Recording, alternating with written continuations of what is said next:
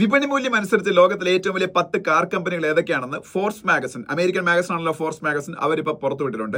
അപ്പോൾ ഇതിൽ ഏതെങ്കിലും ഇന്ത്യൻ കമ്പനി ഉൾപ്പെട്ടിട്ടുണ്ടോ എന്ന് നമുക്ക് നോക്കാം. ഇന്ത്യൻ കമ്പനി ഉൾപ്പെടുകയാണെന്നുണ്ടെങ്കിൽ ഒന്നുകിൽ മാരുതി അല്ലെങ്കിൽ ടാറ്റ മോട്ടോഴ്സ് അവരൊക്കെയാണ് അതിൽ ഉൾപ്പെടേണ്ടത്.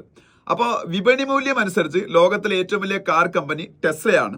$1400 ബില്യൺ ആ കാർ കമ്പനിയുടെ വാല്യൂ എന്ന് പറയുന്നത്. രണ്ടാമത് ഏറ്റവും കൂടുതൽ വാല്യൂ ഉള്ള കാർ കമ്പനി ജപ്പാന്റെ ടൊയോട്ടയാണ്.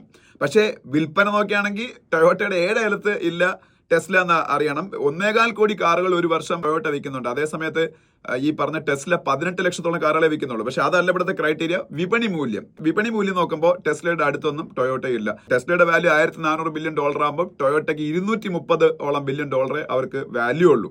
ഇനി മൂന്നാമത്തെ ഏറ്റവും കൂടുതൽ വാല്യുബിൾ ആയിട്ടുള്ള കാർ കമ്പനി പ്രതീക്ഷിക്കാത്ത കമ്പനിയാണ്. കാര്യം ചൈനയുടെ BYD ആണ്. ചൈനയുടെ BYD എന്ന് പറഞ്ഞാൽ അവിടുത്തെ ലോകത്തിൽ തന്നെ ഏറ്റവും വലിയ ഇലക്ട്രിക് കാർ മാനുഫാക്ചറേഴ്സ് ഒരാളാണ്. അവരും വിൽക്കുന്ന കാറുകളുടെ എണ്ണോ കുറവാണ്, പക്ഷേ അവർക്കും വിപണി മൂല്യം ഭയങ്കര കൂടുതലാണ്. ലോകത്തിലെ ഏറ്റവും വലിയ 4ാമത്തെ കാർ കമ്പനി ഈ വിപണി മൂല്യം അനുസരിച്ച് ആരും ഒട്ടും പ്രതീക്ഷിക്കില്ല. അതൊരു പുതിയ കമ്പനിയാണ്. നമ്മളെല്ലാവരും അവരുടെ മൊബൈൽ ഫോണൊക്കെ യൂസ് ചെയ്തിട്ടുണ്ട്. ഷവോമി എന്ന് പറഞ്ഞ കമ്പനിയുടെ, അതും ചൈനീസ് കമ്പനിയാണ്. അവരിപ്പോൾ ഇലക്ട്രിക് കാർ മാനുഫാക്ചറിംഗിലേക്ക് ഇറങ്ങി. അവരാണ് ലോകത്ത് ഏറ്റവും വിപണി മൂല്യമുള്ള 4ാമത്തെ കാർ കമ്പനി. ഏതാണ്ട് $100 ബില്യൺ ആ കമ്പനിയുടെ വാല്യൂ ഇപ്പോൾ എന്ന് പറയുന്നത്.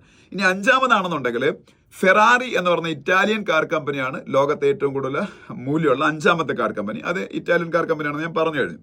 ഇനി 6ാമത്തെ ഏറ്റവും കൂടുതൽ മൂല്യമുള്ള കാർ കമ്പനി എന്ന് പറയുന്നത് ജർമ്മനിയുടെ മെഴ്സിഡസ് ആണ്. മെഴ്സിഡസിന് പ്രത്യേകിച്ച് ഞാൻ ഇൻട്രൊഡക്ഷൻ പറയേണ്ട ആവശ്യമില്ല, എല്ലാവർക്കും അറിയാം. ലോകത്തിലെ ഏറ്റവും ലക്ഷറിയസ് ആയിട്ടുള്ള ഒരു കാർ ബ്രാൻഡാണ് മെഴ്സിഡസ്. ഇനി 7ാമത് ഏറ്റവും കൂടുതൽ വിപണി മൂല്യമുള്ള കാർ കമ്പനി ജർമ്മനിയുടെ തന്നെ പോർഷെയാണ്. അത് വോക്സ് വാഗൺ ഗ്രൂപ്പിന്റെ അണ്ടറിൽ വരുന്ന ഒരു ബ്രാൻഡാണ് പോർഷെ എന്ന് പറയുന്നത്. അവരാണ് ലോകത്തിലെ ഏറ്റവും മൂല്യമുള്ള 7ാമത്തെ കാർ കമ്പനി. ഇനി 8ാമത്തെ ഏറ്റവും വലിയ കാർ കമ്പനി ഈ വിപണി മൂല്യം അനുസരിച്ച് അമേരിക്കയുടെ ജനറൽ മോട്ടോഴ്സും ആണ്. 9ാമത് ഏറ്റവും കൂടുതൽ വിപണി മൂല്യമുള്ള കാർ കമ്പനി വീണ്ടും ഒരു ലക്ഷറി കാർ മാനുഫാക്ചർ ആണ്, ജർമ്മനിയിൽ നിന്ന് തന്നെയാണ്, BMW ആണ്. 10ാമത്തെ ഏറ്റവും വിപണി മൂല്യമുള്ള കാർ കമ്പനി വീണ്ടും ജർമ്മനിയിൽ നിന്നാണ്.